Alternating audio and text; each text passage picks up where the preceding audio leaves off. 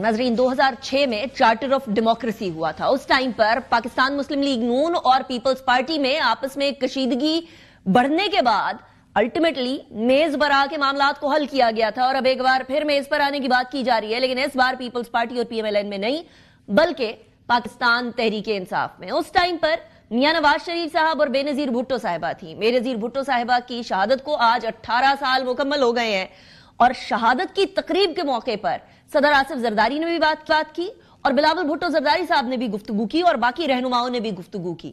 सदर आसिफ जरदारी साहब ने इस मौके के ऊपर पाकिस्तान के अंदर सियासी मुफाहमत हुई थी, उसकी बुनियाद क्या थी? पाकिस्तान को बेसिकली पुख्ता करना, पाकिस्तान को मजबूत करना, और पाकिस्तान की मजबूती का एक दिन जरूर जामिन था और वो था मई वाला महीना।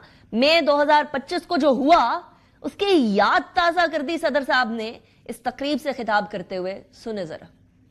हम शुक्रिया अदा करते हैं कि अल्लाह ने हमें मौका दिया, हमने ऐसा चीफ बनाया फौज का जिसने आंखों में आंखें डाल के हमारी गवर्नमेंट की सुपरविजन में इंडिया को ऐसा मुंह तोड़ जवाब दिया कि उनको पता पड़ गया कि ये खेड नहीं है, वाणिया दी। ये तो शुक्र करो अभी भी लोगों ने तुम्हारा लिहाज किया है, अगर नहीं तो पता लग जाता इनको, इनके सारे जहाज गिरा सकते थे हम। मगर दुआ करें कि ये हाजी साहब ने, हमारे चीफ ने, हमारे एयरफोर्स चीफ ने इन पे रहम किया थोड़ा सा।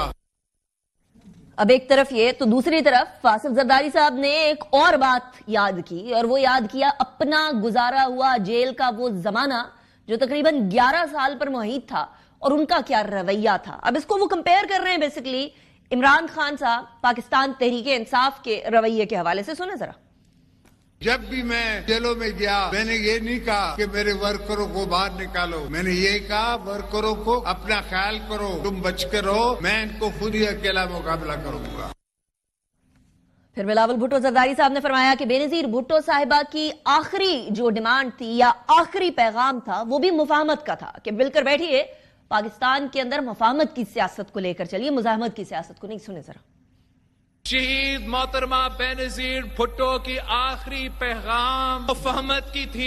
मुफाहमत को कामयाब होने के लिए सियासी जमातों और सियासी क़यादत को सियासी इंतहा पसंदी को छोड़ना पड़ेगा। ये जो मई 9 जैसे हमले होते हैं या मुख्तलिफ इदारे को दिन ब दिन गाली देना होता है, ये सियासत के दायरे में नहीं होते। अगर हमने पाकिस्तान को इस सियासी बहरान से निकालना है तो आज नहीं तो कल सियासी कुव्वतों को सियासी रास्ता निकालना पड़ेगा। पाकिस्तान की सियासी तंजीमों में अगर किसी एक फर्द पे वो भरोसा है जो मुफाहमत का बादशाह है, जो पाकिस्तान को इस मुश्किल से निकाल सकता है, वो एक ही है जनाब सदर आसिफ अली जरदारी साहब।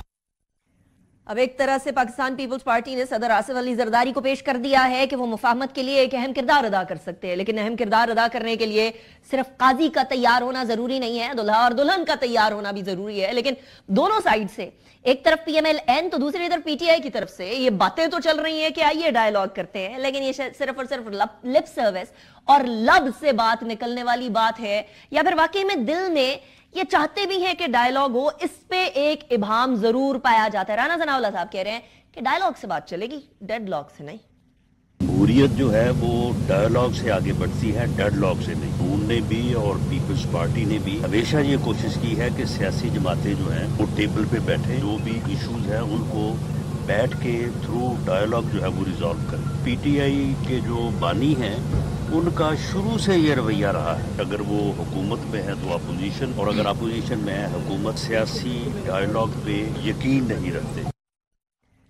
अब साथ ही नेशनल असेंबली के स्पीकर एयाज सादिक साहब खड़े थे और उन्होंने भी ऑफर कर दी है कि सिर्फ टीवी पर बैठ के मत बोलिए कि डायलॉग करना है या नहीं करना, पाकिस्तान तहरीक इंसाफ हुकूमत हो, एक ऑफिस मौजूद है। आपको याद होगा लास्ट टाइम भी जब गुफ्तगू हुई थी दोनों जमातों की या दोनों फरीकैन की, ऑपोजिशन की एंड हुकूमत की, तो उस टाइम पर भी नेशनल असेंबली के स्पीकर के दफ्तर ने एक अहम किरदार अदा किया था। वो दफ्तर में अहम किरदार एक बार फिर अदा कर पाएंगे या नहीं कर पाएंगे, ये डिपेंड करेगा कि तहरीक तहफ़्फ़ुज़ आईन पाकिस्तान क्या चाहती है, क्योंकि पीटीआई ये कहती है कि तहरीक तहफ़्फ़ुज़ आईन पाकिस्तान को ये डायलॉग का मैंडेट दे दिया गया। सोहेल आफरीदी साहब क्या फरमाते हैं डायलॉग के हवाले से, जरा सुने।